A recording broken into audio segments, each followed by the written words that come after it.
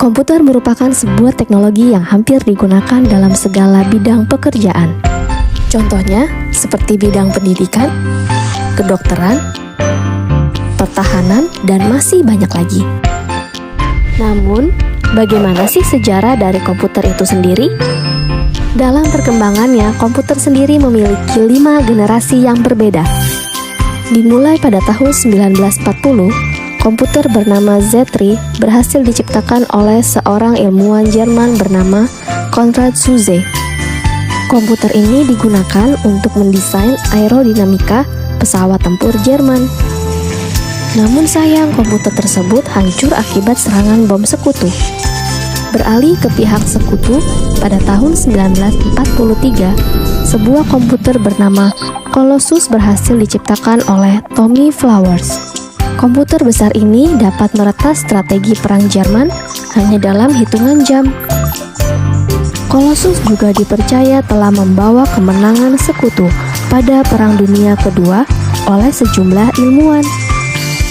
Mulai dari sinilah banyak perusahaan yang akhirnya ikut mengembangkan teknologi komputer.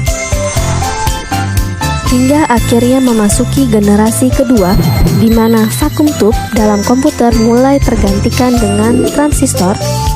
Komputer pertama yang menggunakan teknologi transistor ini bernama Univac Clark, yang difungsikan untuk simulasi hidrodinamika senjata nuklir.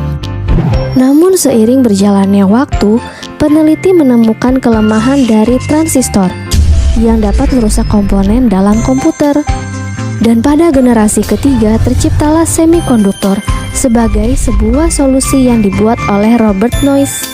Komputer yang telah mengaplikasikan komponen ini disebut juga sebagai mini komputer karena ukurannya yang jauh lebih kecil dibandingkan komputer generasi sebelumnya.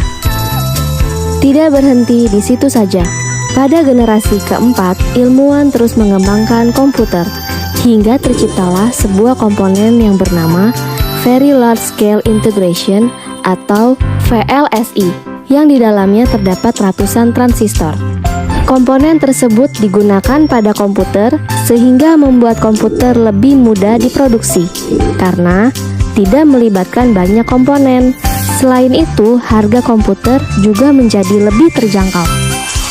Turunnya harga komputer yang drastis berhasil membuat penjualan komputer meningkat sangat pesat dari tahun ke tahun. Hingga akhirnya pada tahun 1983, majalah Time menobatkan komputer sebagai sebuah hal yang paling berpengaruh pada masa itu. Memasuki generasi kelima, perkembangan komputer masih terus berlanjut. Hebatnya lagi, sekarang para ilmuwan sedang mencoba mengembangkan komputer yang dapat memiliki pikiran layaknya manusia. Dan mungkin komputer-komputer dalam film fiksi pun bisa terrealisasi dalam kehidupan kita nantinya. Itulah sejarah dari perkembangan komputer. Semoga informasi tadi bermanfaat ya. Sampai jumpa.